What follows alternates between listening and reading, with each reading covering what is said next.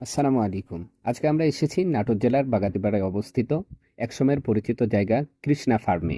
জায়গাটা দেখতে ভারী অদ্ভুত ও ভয়ানক ছিল। ভয়ানক কেন বললাম জানতে হলে পুরো ভিডিওটি দেখতে হবে। চলেন শুরু করা যাক আজকের ভিডিও। এটা হলো কৃষ্ণা ফার্মে প্রবেশের রাস্তা। বললে ভুল হবে, এই পথ যেন মেহগনি গাছের একটি কবিতা। চারিদিকে সারি সারি মেহগনি গাছ, সুচিতল ছায়ায় মন জোড়ায় আস। পাতার ফাঁকে আলো ঝরে পড়ে, এই শান্তির পথ যেন আমাকে জড়িয়ে ধরে। আর এ রাস্তার ডানে বামে সামনে পিছনে যেদিকে তাকানো যায় শুধু দুনয়ন জুড়ে কৃষ্ণা ফার্মের আওতাধীন আখের ক্ষেত দেখা যায়। আমরা এই সুন্দর রাস্তা দেখতে দেখতে এসে পৌঁছালাম কৃষ্ণা ফার্মের ভিতরে। কি সুন্দর এক নিরিবিলি পরিবেশ, তবে দেখতে একটু ভয়ানকও বটে।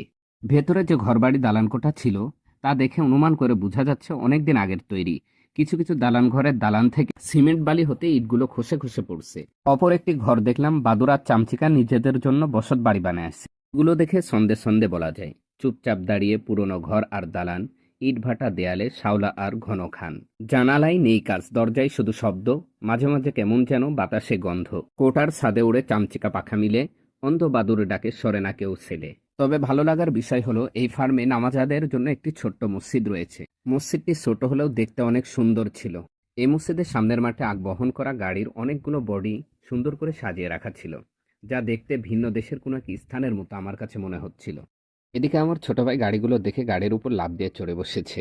রাস্তার পাশে বড় বড় গাছ কেটে খণ্ড খণ্ড করে রাখা হয়েছে, হয়তোবা সরকারি কোনো কাজে ব্যবহার করা হবে। আমরা ফার্মের ভিতরে ঘোরাঘুরি করে বাহির হয়ে পড়লাম। এরপরে হেঁটে হেঁটে হাওয়া খাচ্ছিলাম আর চারপাশের মাঠের দৃশ্যগুলো দেখতেছিলাম। ফাঁকা এক জায়গায় এক বৃদ্ধ মহিলা ছাগলের পালকে খাওয়াচ্ছিল, যে দৃশ্যটা ছিল একেবারে অসাধারণ। এরপরে আমার ছোট ভাই খেজুর গাছে খেজুর দেখে লাফ দিয়ে খেজুর পেড়ে আনছে, তবে খেজুরগুলো ছিল একেবারে কাঁচা। সে আবার বলে উঠল, কাঁচা খেজুরের ভিতরে নরম বীজ নাকি খেতে খুব ভালো লাগে। আজকের ভিডিও এখানেই শেষ করছি। সবাই সবার মতামত জানাবেন, আর ভিডিওটি ভালো লাগলে লাইক, কমেন্ট, শেয়ার করে আমাদের সাথেই থাকবেন। ধন্যবাদ সবাইকে। আল্লাহ হাফেজ।